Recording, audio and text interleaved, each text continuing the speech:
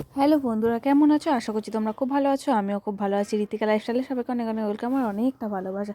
আর সবাইকে good morning. সকাল সকাল দেখো আমি 1 কাপ চা নিয়ে বসে গেছি চা খেতে। আর এদিকে আমার প্রচণ্ড ঠান্ডা লেগেছে। আমার গলা শুনে তোমরা বুঝতেই পারছো প্রচণ্ড সর্দি হয়েছে আর প্রচণ্ড পরিমাণে ঠান্ডা লেগে গেছে। আর এখানে চা খেয়ে দেখো ফ্রিজে থেকে মাছ বের করে নিচ্ছি। এই মাছগুলো সকালে নেওয়া হয়েছে, এখনও বাছা হয়নি।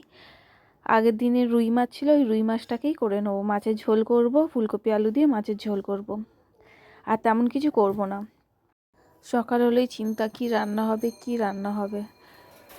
আর সকাল থেকে যেন চাপ থাকে যে কি রান্না হবে কি রান্না হবে। এখন আর অতটা চাপ নেই আগেকার মতো।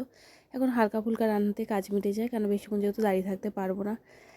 আর এখানে একটু বসে রয়েছি, রোদ মানে জানলাটা দিয়েছি, এইটুকু রোদ্দুর আসে ওইটুকু। এত ঠান্ডা লেগে গেছে যে কি বলবো। গলা শুনেই তোমরা বুঝতে পারছো যে আমার ঠান্ডা লেগে গেছে।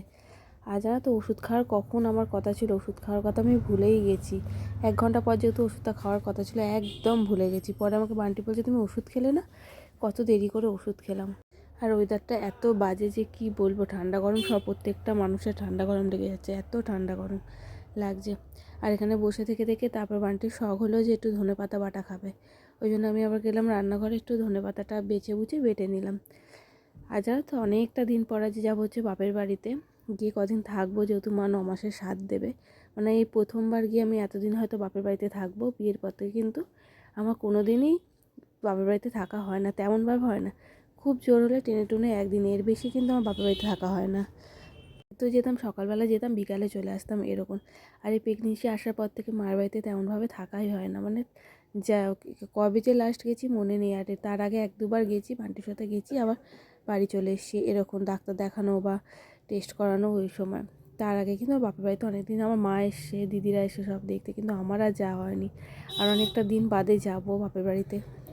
আর আমি এদিকে বাপের বাড়ি গেলে আমার বরের একটু অসুবিধা হয়ে যাক সব দিক থেকে, ও যেহেতু সকালবেলার দিকে কাজে বেরোয় ওই জন্য। আর এখানে দেখো আমার একটু চুষি পিঠে খেতে ইচ্ছা হয়েছিল, ওই জন্য করে নিচ্ছি। নিজের খেতে ইচ্ছা করছে, নিজেই করে নিচ্ছি। আমার মা বলছে তুই করতে গেলি কেন, আর এবার এখানে এলে তো আমি করে দিতাম।